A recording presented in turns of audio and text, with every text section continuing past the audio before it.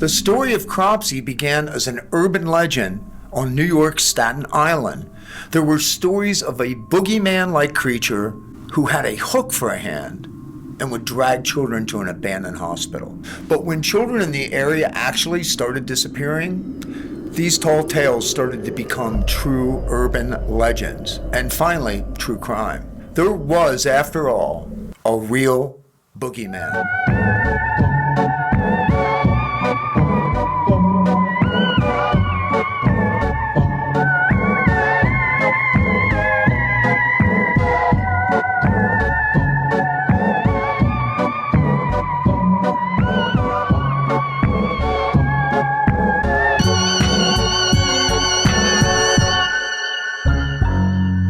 Yo, everybody, it's Ricky. Yeah, I play drums for Poison, but I like unearthing urban legends. And if you've come to this channel and that's what you like, you've come to the right place. Don't forget to subscribe. Hit the like button if you like this video and turn on your notifications so you're notified when I upload new videos, which is about once a week. I try to come up with really good and unique content, or if it is content that's been out there for a while, I try to put a unique spin on it. So make sure to click your notifications. Please feel free to comment below and tell me of other content that you'd like to see on this channel. Without further ado, let's talk about the legend of Cropsey. Good, sustainable urban legends are grounded in truth, at least in some truth. In any top 10 urban legend list, there will always be some mention of a sanitarium, some crazy abandoned mental institution. Mental illness is one of humankind's most scariest maladies. Beware the guy down the street that's nuts. Beware that sanitarium that's closed down. These are all urban legends. But let's face it, it's not the dead that are our biggest fear, it's the living. But what of the living dead? Well, that's a whole nother subject. But the other ingredient that makes the crazy guy hiding wanting to get you is children. Yep, these types tend to want to prey on kids, innocent kids, mind you, who are still trusting. And in the case of Cropsey, some of them were mentally challenged kids, and sometimes they're the most innocent of all. We're going to talk about who Cropsey was. Andre Rand was born on March 11, 1944, and in the mid-1960s, Rand went to work as a custodian, an orderly, and a physical therapist at Willowbrook State School. Willowbrook State School was a state-supported institution for children with intellectual disabilities, and that is located in the Willowbrook neighborhood on Staten Island, New York. And that place operated from 1947 until 1987, and it was closed down, but more on that later.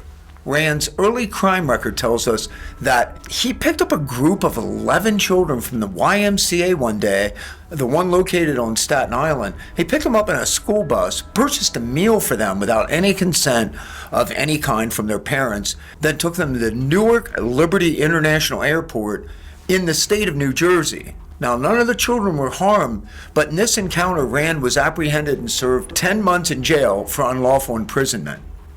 It's just odd. Between the early 1970s and the closing of the Willowbrook State School, that closed in 1987, several young girls went missing. On July 10, 1972, 5-year-old Alice Pereira disappeared in her neighborhood just a few miles southeast of Willowbrook. As Rand had already served 16 months in prison for the abduction of a 9-year-old girl, Rand was the prime suspect. However, there wasn't enough evidence to convict him in the case of Pereira. On July 15, 1981, 7-year-old Holly Ann Hughes went missing too. Her parents filed a missing persons report, and several witnesses reported seeing the girl with Rand.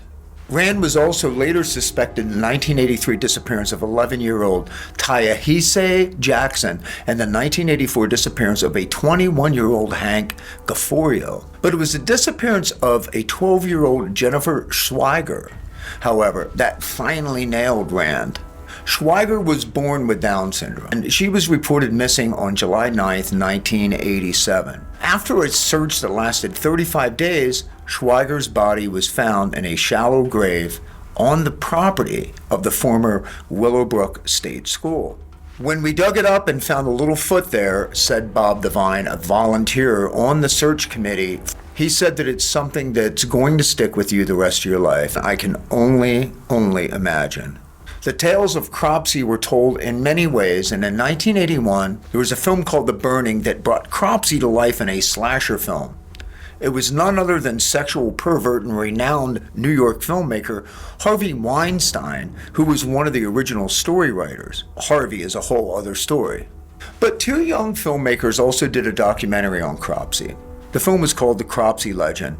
It was made by these two Staten Island natives who grew up in that area with that legend. According to the Cropsey documentary, some people, along with detectives, speculated that Rand may have been involved with Satanism and provided the children to be sacrificed.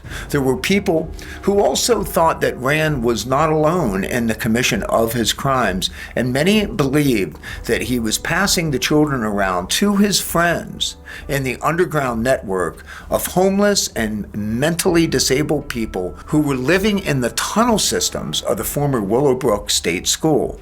There were reasons to think that Rand was affiliated, or that people may have acted with Rand, who were connected with a place called the Process Church. The church was steeped in Satanism, and that, my fellow legend trippers, is a whole other story. And here is a whole other story. What I'm about to talk about is a little bit hard to digest, okay? In 1972, a doctor who worked at the Willowbrook Institution was upset about the treatment of the patients, and he slipped, at the time he was local, Geraldo Rivera, slipped him a key to the Heart Institution. Geraldo snuck in, filmed what he saw there, and broadcasted for the world to see. Patients, many of whom were children, lived in filth and disease. Yes, there are 5,300 patients at Willowbrook, which is the largest institution for the mentally retarded in the world. The ones that we saw were the most severely and profoundly retarded. There are thousands there like that. And it was absolutely horrible. So where did the name and the urban legend of Cropsey come from? No one really knows, but the name Cropsey first appeared in the annals of New York history around the colonial times. Probably the most famous Cropsey is the Hudson River school painter by the name of Jasper Cropsey, who interestingly enough was born on his father's farm in Staten Island, New York. But he is now buried in the Sleepy Hollow Cemetery, obviously the site of another very famous urban legend. It's a small legend-tripping world after all. For all the murders and kidnappings, Andre Rand, or Cropsey, is jailed and is not eligible for parole until 2037. He'll be 93 years old if he makes it that far. Hope he doesn't. The ruins are still in Staten Island, and I plan to visit there one day, maybe while I'm on tour. But for now, I have to settle for other people's videos and pictures, and you can certainly send me some if you want. I know very little about the underground tunnels, and it was difficult to get much information, but they were said to be the places of satanic abduction and sacrifice. But I do know that a group called Friends of Jennifer for Missing Children is a volunteer group that still searches Willowbrook's 385 acres twice a year in search of other missing girls. I hope one day all the mysteries of this horrible place are solved. Be safe out there. Don't forget to subscribe. Take care of each other. And keep rock alive.